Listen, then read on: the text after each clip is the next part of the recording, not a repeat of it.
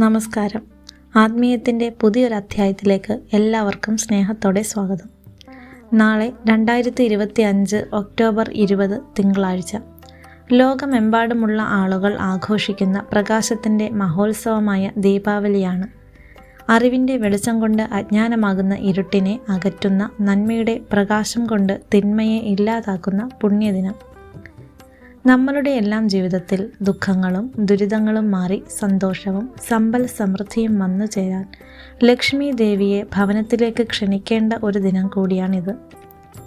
ഇന്ന് നമ്മൾ സംസാരിക്കാൻ പോകുന്നത് ഈ ദീപാവലി ദിനത്തിൽ നമ്മുടെ വീട്ടിൽ ഐശ്വര്യവും സമ്പത്തും നിറയ്ക്കാൻ വളരെ ലളിതമായി ഏതൊരു സാധാരണക്കാരനും ചെയ്യാൻ കഴിയുന്ന കാര്യങ്ങളെക്കുറിച്ചാണ്. ഞാൻ ഈ പറയുന്ന കാര്യങ്ങൾ കൃത്യമായ ക്രമത്തിൽ പൂർണ്ണ വിശ്വാസത്തോടെ ചെയ്താൽ ഫലം ഉറപ്പാണ്. അതിനു മുൻപായി ചാനൽ ആദ്യമായി കാണുന്നവർ ഇപ്പോൾ തന്നെ സബ്സ്ക്രൈബ് ചെയ്യുക. അപ്പോൾ നമുക്ക് തുടങ്ങാം. ഓർക്കുക, ദീപാവലിയുടെ ഒരുക്കങ്ങൾ തലേ ദിവസം തന്നെ ആരംഭിക്കണം. തലേ ദിവസം ഒരുക്കങ്ങൾ ദീപാവലിയുടെ പൂർണ്ണ ഫലം ലഭിക്കാൻ നമ്മൾ ആദ്യം ചെയ്യേണ്ടത് നമ്മുടെ ഭവനം അതിനായി ഒരുക്കുക എന്നതാണ്. അതിലൊന്നാമത്തേത് ഗൃഹശുദ്ധീകരണം. ലക്ഷ്മി ദേവി വസിക്കുന്നത് വൃത്തിയുള്ള ഭവനങ്ങളിലാണ്. അതുകൊണ്ട് ദീപാവലിയുടെ തലേ ദിവസം തന്നെ വീടും പരിസരവും നന്നായി വൃത്തിയാക്കുക. വീടിൻ്റെ മുക്കും മൂലയും മാറാലയും പൊടിയുമെല്ലാം തട്ടിക്കളയണം. നാളുകളായി ഉപയോഗിക്കാതെ വെച്ചിരിക്കുന്ന ആവശ്യമില്ലാത്ത സാധനങ്ങൾ വീട്ടിൽ നിന്ന് പൂർണ്ണമായും ഒഴിവാക്കുക. പൊട്ടിയ പാത്രങ്ങൾ, പഴയ ചെരുപ്പുകൾ, കേടായ ഇലക്ട്രോണിക് ഉപകരണങ്ങൾ എന്നിവയൊന്നും വീട്ടിൽ വയ്ക്കരുത്.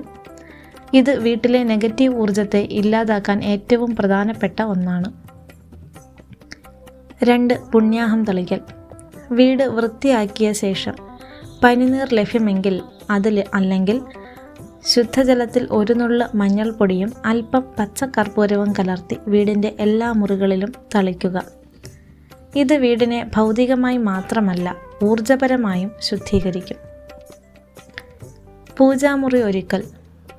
പൂജാമുറി നന്നായി വൃത്തിയാക്കി ലക്ഷ്മി ദേവിയുടെയും ഗണേശ ഭഗവാന്റെയും ചിത്രങ്ങളോ വിഗ്രഹങ്ങളോ ഭംഗിയായി ഒരുക്കി വയ്ക്കുക. നാളത്തെ പൂജയ്ക്ക് ആവശ്യമായ നിലവിളക്ക്, മൺചിരാതുകൾ, തിരി, എണ്ണ, പ്രത്യേകിച്ച് നല്ലെണ്ണ, പൂക്കൾ, പഴങ്ങൾ, കൽക്കണ്ടം, പായസം വയ്ക്കാനായി ആവശ്യമായ ശർക്കര, അരി തുടങ്ങിയവയെല്ലാം തയ്യാറാക്കി വയ്ക്കുന്നത് അവസാന നിമിഷത്തെ ഓട്ടപ്പാച്ചിൽ ഒഴിവാക്കാൻ സഹായിക്കും. ഇനി ദീപാവലി ദിനത്തിൽ രാവിലെ ചെയ്യേണ്ടവ. ദീപാവലി ദിവസം പുലർച്ചെ ഉണരുന്നതിന് വളരെ പ്രാധാന്യമുണ്ട്. ഒന്നാമതായി ബ്രഹ്മമുഹൂർത്തത്തിൽ ഉണരുക. സാധ്യമെങ്കിൽ സൂര്യോദയത്തിന് മുൻപ് ബ്രാഹ്മമുഹൂർത്തത്തിൽ തന്നെ എഴുന്നേൽക്കാൻ ശ്രമിക്കുക. ഈ സമയത്തെ പ്രാർത്ഥനകൾക്ക് ഫലം കൂടുതലാണ്. പിന്നെ അഭ്യംഗ സ്നാനം. ദീപാവലി ദിനത്തിലെ കുളി ഒരു പുണ്യകർമ്മമാണ്. ഇതിനെ അഭ്യംഗ സ്നാനം എന്ന് പറയും.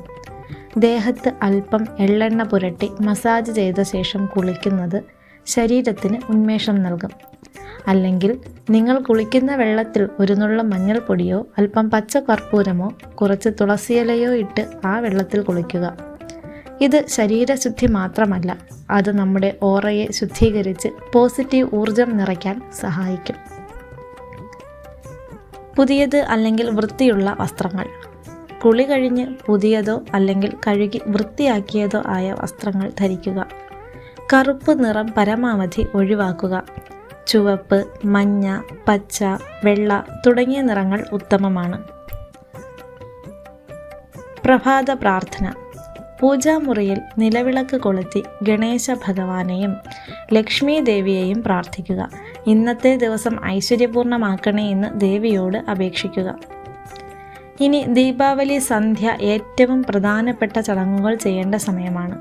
ദീപാവലിയിലെ ഏറ്റവും പ്രധാനപ്പെട്ട സമയവും ഈ സമയം തന്നെയാണ്.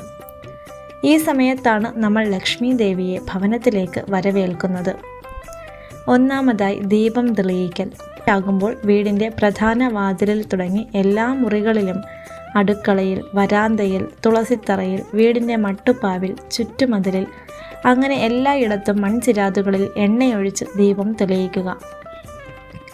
5, 7, 9, 11, 21 എന്നിങ്ങനെ ഒറ്റ സംഖ്യയിൽ ദീപങ്ങൾ തെളിയിക്കുന്നതാണ് ഉത്തമം. ഈ ദീപങ്ങൾ നമ്മുടെ ജീവിതത്തിലെ ഇരുട്ടകറ്റി പ്രകാശത്തെ ക്ഷണിച്ചു വരുത്തുന്നു. 2. ഐശ്വര്യത്തിനും സാമ്പത്തിക ഉന്നതിക്കുമായി ചില പ്രത്യേക കാര്യങ്ങൾ. ദീപം തെളിയിക്കുന്നതിനോടൊപ്പം ഈ ലളിതമായ കാര്യങ്ങൾ കൂടി ചെയ്യുക. ഉപ്പുകൊണ്ടുള്ള ഒരു പ്രതിവിധി. 1 ഗ്ലാസ് പാത്രത്തിൽ നിറയെ കല്ലുപ്പെടുക്കുക. അതിന് മുകളിലായി 1 ഗ്രാമ്പൂ വയ്ക്കുക. ഈ പാത്രം വീടിൻ്റെ വടക്ക് കിഴക്ക് മൂലയിൽ, അതായത് ഈശാന കോണിൽ വയ്ക്കുക. ഇത് വീട്ടിലെ എല്ലാ നെഗറ്റീവ് ഊർജത്തെയും വലിച്ചെടുത്ത് സാമ്പത്തിക അഭിവൃദ്ധിക്ക് വഴിയൊരുക്കും.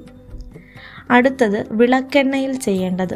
സന്ധ്യയ്ക്ക് നിലവിളക്ക് കൊളുത്തുമ്പോൾ അതിലൊഴിക്കുന്ന എണ്ണയിൽ 1 ചെറിയ കഷ്ണം പച്ചക്കർപ്പൂരവും 2 ഗ്രാമ്പൂവും ചതച്ചിടുക. ഈ എണ്ണ ഉപയോഗിച്ച് വിളക്ക് കത്തിക്കുന്നത് ലക്ഷ്മി ദേവിയുടെ കടാക്ഷം ലഭിക്കാൻ അത്യുത്തമമാണ്. ഇനി ധനം സൂക്ഷിക്കുന്നിടത്ത് ചെയ്യേണ്ടത്. നിങ്ങളുടെ പണം വയ്ക്കുന്ന അലമാരയിലോ പേഴ്സിലോ 1 ചെറിയ കഷ്ണം പച്ച കർപ്പൂരവും 2 ഏലക്കയും ഒരുമിച്ച് ഒരു വെള്ള പേപ്പറിൽ പൊതിഞ്ഞു വയ്ക്കുക. ഇത് പണത്തെ ആകർഷിക്കാനും അനാവശ്യ ചെലവുകൾ കുറയ്ക്കാനും സഹായിക്കും.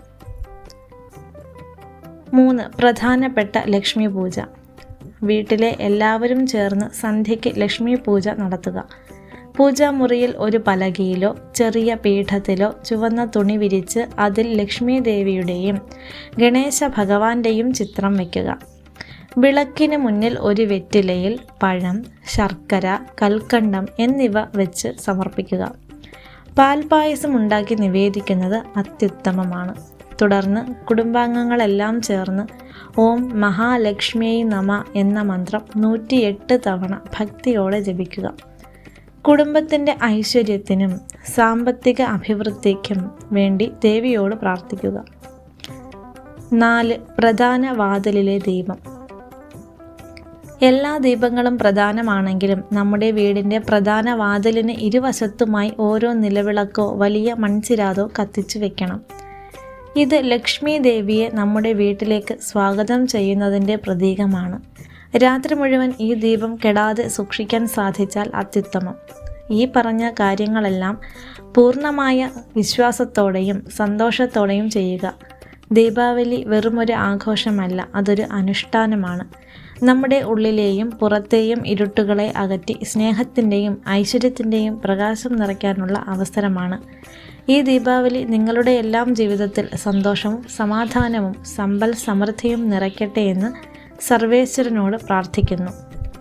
എല്ലാവർക്കും ഹൃദയം നിറഞ്ഞ ദീപാവലി ആശംസകൾ നേരുന്നു. മറ്റൊരു വീഡിയോയിൽ വീണ്ടും കാണാം. നന്ദി.